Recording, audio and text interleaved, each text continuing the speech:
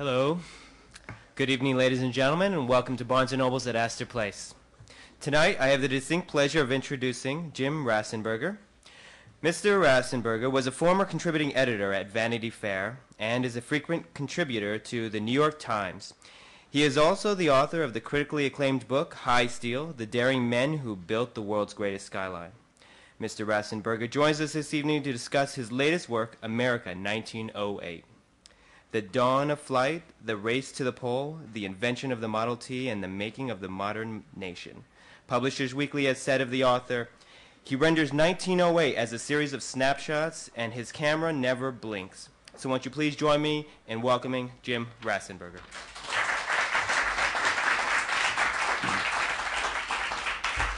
Thank you. Thank you for that introduction, and thank you to Barnes & Noble for hosting this. And above all, thank you to all of you for being here tonight. Today is the official publication date of the book, so I'm especially honored to have all of you with me. Well, the book, as you may have gathered by this point, is about America in 1908. The idea behind it, part of the idea anyway, is that as we stand here on the threshold of 2008, a year I think most of us can agree is likely to be fairly critical in terms of setting the future course of this country, what with the election coming up and outstanding questions about the war in Iraq and other things, it's a good time to look back at another pivotal year in American history, exactly 100 years ago. A lot of very defining events occurred in 1908, achievements and innovations, some of which quite literally put modern America in motion. I'll give you a few examples. It was the year the Model T came out. There had been automobiles before the Model T, but this was Henry Ford's great car for the multitude, and it played a huge role in making America the automobile nation that it later became. It was the year the Wright brothers proved to the world they could fly. Now, the Wright brothers, as you probably know, had first flown in 1903, but no one really knew the Wright brothers could fly until 1908. They kind of hid their light under a bushel. And in 1908, with a series of simultaneous demonstrations, they really completely wowed the world with their abilities. It was the year the Great White Fleet sailed on a voyage around the world. It was the year Robert Peary set off for the North Pole, and the year Frederick Cook discovered the North Pole, or at least claimed to discover the North Pole. That later came up for some dispute. One of my favorites, it was the year of an automobile race from New York City to Paris. 6 automobiles set off on what was to be a 20,000-mile race from Times Square to Paris. Now, I can see some of you thinking, how do you drive from New York City to Paris? Well, the plan was they would drive across the country, across America to the west, and up into Alaska, across the ice of the frozen Bering Strait, into Siberia and onward towards Paris. That was the plan anyway. It didn't come out quite the way the New York Times, one of the race's sponsors, hoped it would, but it came pretty close. I don't want to keep going on with the list, but baseball fans will not forgive me if I forget to mention it was a year of one of the great baseball seasons in history when the New York Giants battled the Chicago Cubs for the National League pennant. I can talk more about that later, but that was quite an extraordinary season. And almost lost in all of this is the fact that it was an election year. Taft defeated Bryan to become the 27th President of the United States. Now, almost any one of these events by itself is notable. Whole books could be written about any of them. In fact, whole books have been written about most of them. But most of those books treat each of these as isolated incidents out of the context of the rest of what was going on. And my plan was to do something a little different, to present the year in full, to take each of these experiences and sort of see how they banged up against each other, and most importantly, to sort of imagine what it was like to have lived through 1908. My first task was not to go to books as I normally would when I began researching something, but to the newspapers. I went to the New York Historical Society and sat down and read the entire run of the New York Times from New Year's Day all the way through to New Year's Eve.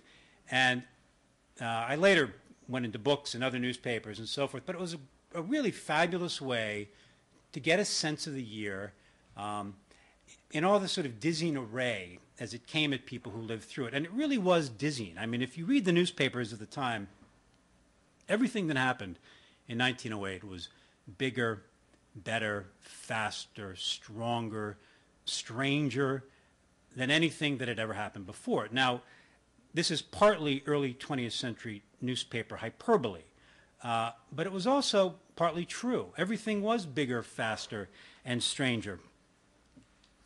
Some of what happened that year was, admittedly, in retrospect, kind of frivolous. I mean, I can't really argue that the automobile race around the world was, the automobile race that made America or something like that.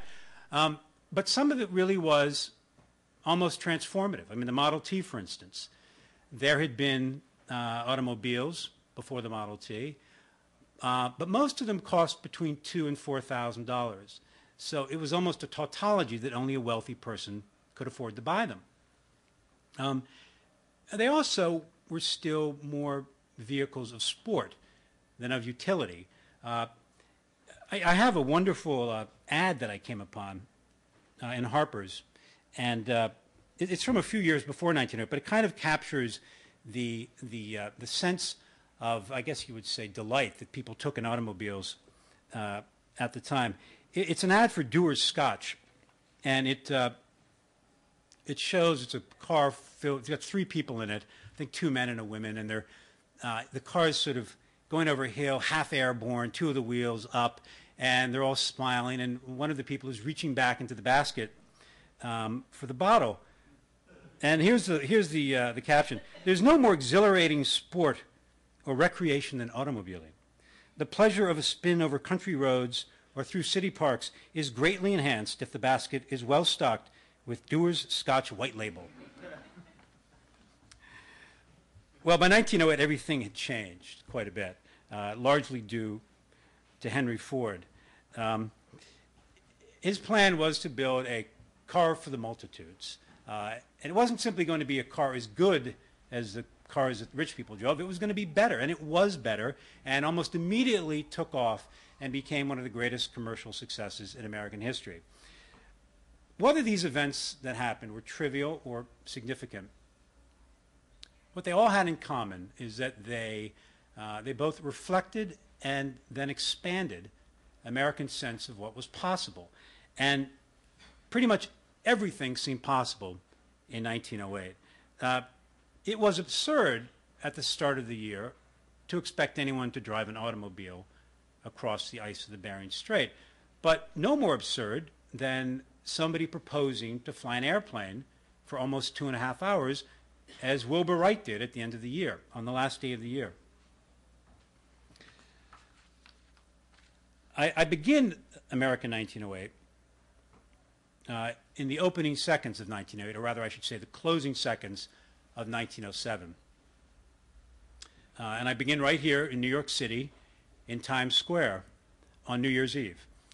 It's a good moment to begin the book, not only because it happens to be the beginning of the year, but also because packed into that crowd of 50,000 people that night are a lot of the themes that echoed throughout the year and I think are in this book. You have to remember, before 1900, say, New Year's Eve had been a relatively sedate affair. Here in New York, people would go down to Trinity Church and listen to the bells ring at midnight, and then I presumably go home and say their prayers and go to bed. But by 1908, that had changed completely. It has taken on more of the effects of what we consider New Year's Eve to be today, very raucous and almost violent, out of control, riotous, a little bit like Mardi